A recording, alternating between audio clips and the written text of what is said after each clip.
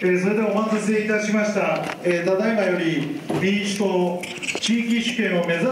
政策集団東京維新の会の設立会見を開始させていただきます。まず冒頭、東京13区選出、平山大郎議員より、設立主意文の朗読をさせていただきます。読み上げさせていただきます。東京都13区の平山です。地域主権を目指す民主党政策集団東京維新の会設立推奨、政権交代の夏に国民が一票一票を通して民主党を支持し、今の政権を作った。あれから1年よ、私たち民主党は本当に国民の負託に応えていると胸を張り、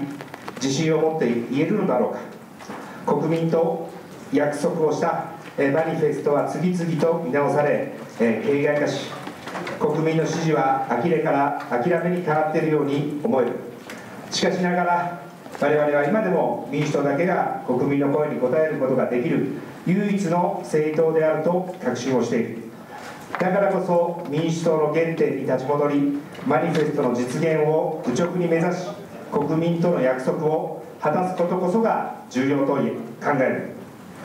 東京維新の会は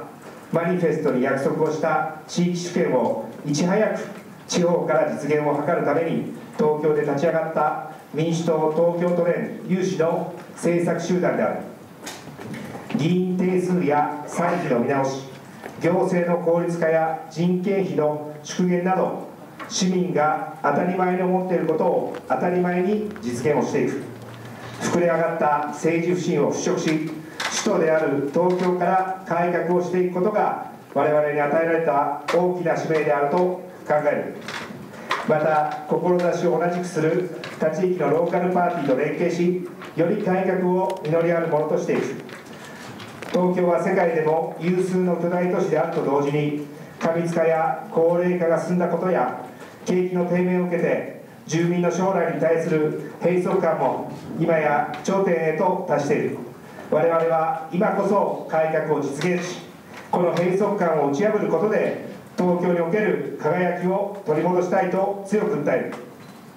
まもなく東京知事選挙をはじめとして統一地方選挙も行われるが、我々の考え方に近い地域主権行政改革を訴える候補者たちが議席を獲得し、その責任を果たすべきであると考える。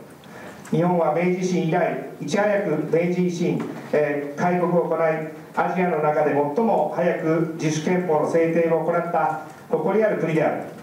壊滅的な敗戦を経て、なおも高度成長を果たし、今日の経済復興を果たした。